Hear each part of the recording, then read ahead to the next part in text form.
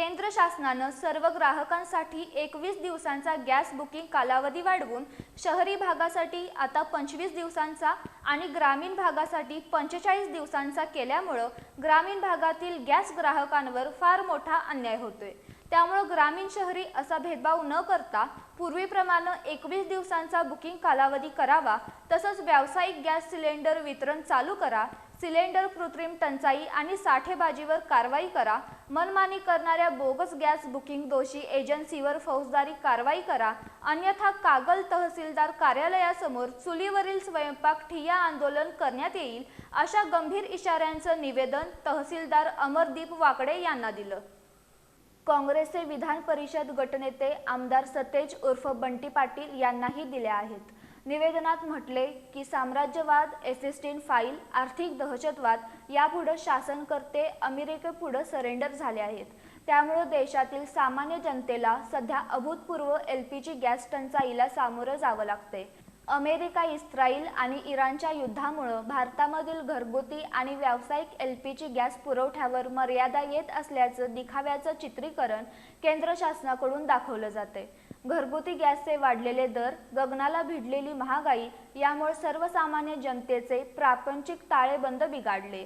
केंद्र शासनाची घरगुती गॅसची नवीन बुकिंग नियमावली तसंच शासकीय यंत्रणेची मिलीभगत, दलालांच्या गॅस साठेबाजीवर प्रशासनाची डोळेझाक यामुळे कृत्रिम टंचाई उद्भवून काळ्या बाजारात घरगुती सिलेंडरचे दर 1400 रुपयांपर्यंत तसंच व्यावसायिक सिलेंडरचे दर 2200 रुपयांपर्यंत वाढलेले आहेत। त्यामुळे ग्रामीण भागातील गृहिणींना चूल पेटवण्याशिवाय अन्य पर्याय नाही।